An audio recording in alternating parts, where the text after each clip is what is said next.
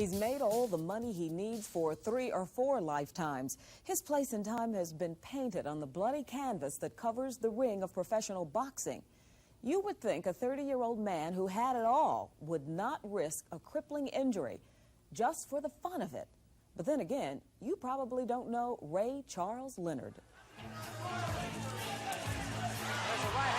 It was among the most ballyhooed bouts of all time. A pint-sized Muhammad Ali up against a man with a longer reach, a taller stance, a good boxer who had never been knocked out.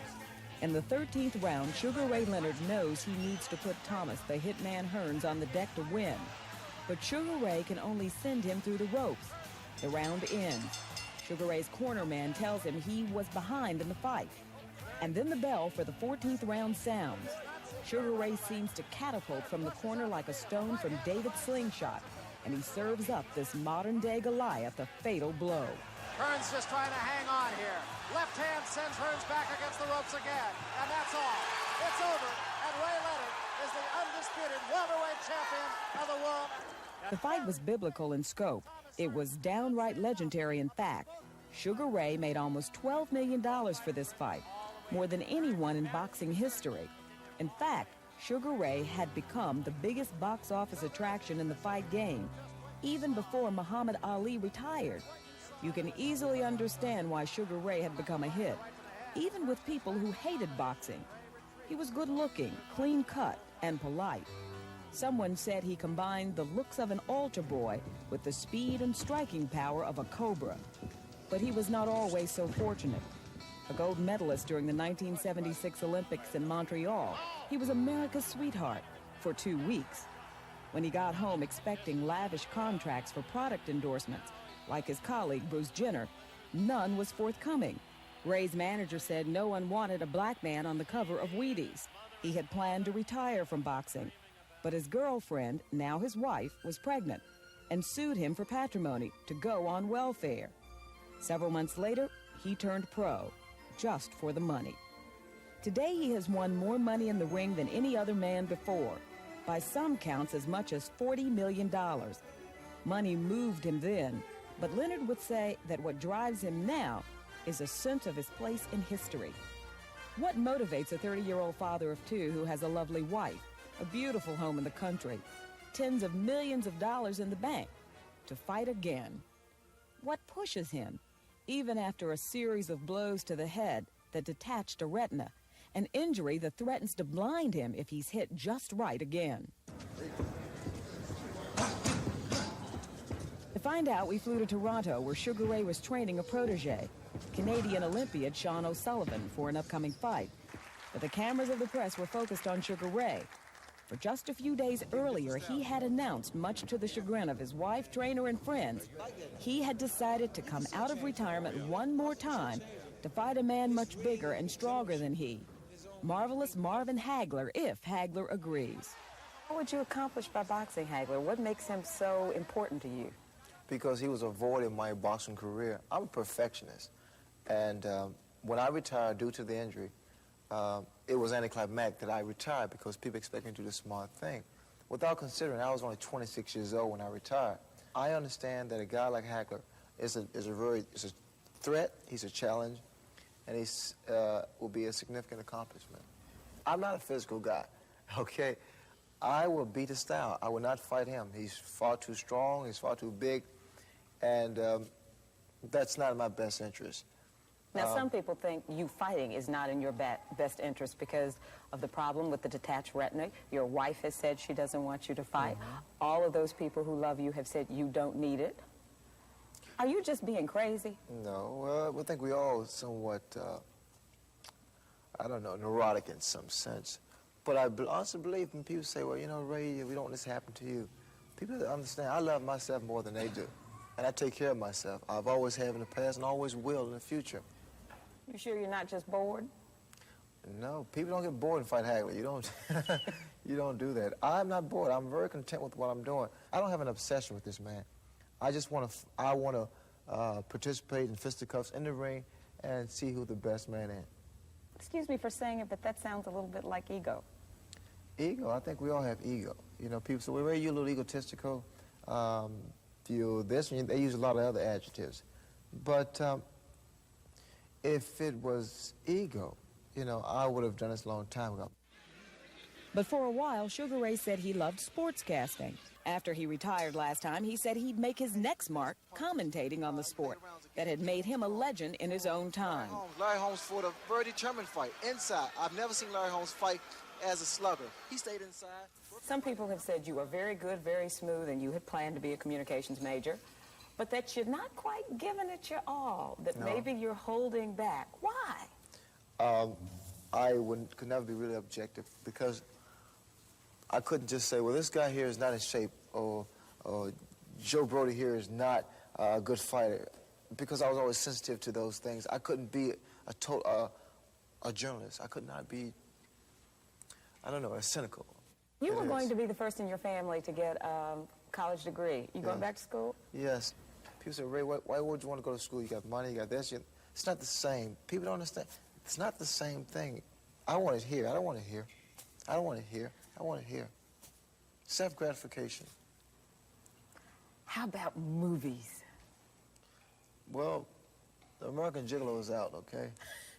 But I'm very much interested in movies. I've always, you know, had the ambition of being involved in the silver screen. Let's compare this chicken. Now hold the It isn't as if Sugar Ray is new to performing. He performs on every medium. Kentucky Fried doesn't. Churches may be the challenger today, but I say we're looking at the new champ. And as for acting, well, Sugar Ray fancies himself the Laurence Olivier of the ring. You had said in one interview that you wanted people to see your fights as plays. I don't understand that.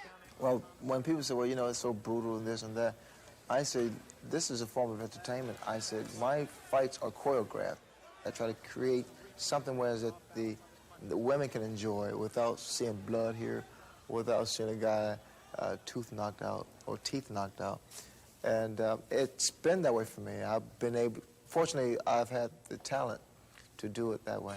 How about your sons? Either one, going into the ring.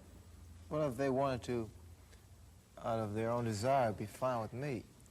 But if they wanted to, as far as get involved in boxing because they want to be like the old man, I would discourage them and let them understand the fact that it's tough being compared to your father or your mother, especially once they've reached a certain pedestal in their profession. You have talked very openly in the past about little Ray being born out of wedlock. You and Juanita married. What do you want to tell young men who will see this interview about the downside of being an unwed father? Well, you know, I was a kid myself, and unfortunately, I had no one to advise me or to counsel me as far as the pitfalls of, you know, having a kid out of wedlock, because you think about the responsibilities, you think about the problems it face, you think about the trauma of the mother, because I think 9 times out of 10, she would not be married. People expect the same thing from me and my girlfriend at the time, Juanita, but I feel this way. She stuck behind me, and she gave birth to my son, and I owe her that because I was loved. What are you going to tell your son when he gets to that dating age about sex before marriage? Excuse me? My son, I feel this way. You know, I give him guidelines, but, you know, once he reaches that certain age, you can't do anything about it. You have to pray that he stays on the right road.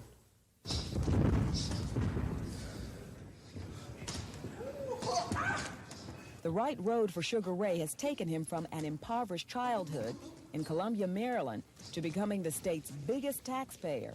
The right road took him from a shy, retired schoolyard boy to becoming a world champion boxer, to becoming a trainer for those who would follow. You are 30. You got a lot more living to do. Could you be satisfied as a trainer? This is great. You know, working with Sean O'Sullivan, it's gratification for me. Many people say, well, you know, Ray, why did you look at this kid here? Here's a Canadian kid, and here's a kid that, you know, you met in 1984.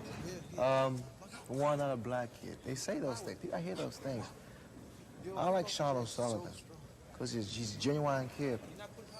He's a coachable kid. He's the type of guy that I don't mind taking my time, using my knowledge to see him become champion of the world. Oh, and O'Sullivan in big trouble. Simon Brown all over O'Sullivan. But Sean O'Sullivan would not become champion of the world this time around. And after the fight, Sean's mentor and trainer seemed to have his mind on other things, on chasing other dragons, shaped like the image of Marvin Hagler squaring off with him in the ring. Simon Brown, a legitimate contender? No question about it. I like to see him fight for the title tomorrow. But he will not get Ray Leonard. No, Marvin will. Oh, okay, Ray, thank you. Boxing in the shadow of his namesake, Sugar Ray Robinson, you'd expect him to fight just for the glory. He certainly doesn't need any more cash. And what's another title to a man who has more than you can shake a boxing glove at? We may never know. An old opponent in the ring once said, "He is like a beautiful woman. You never know what he's concealing, even when it's lust for his own place in the history books." See, I never dwell on adulation. I love people, but what they think about me, I can't do anything about.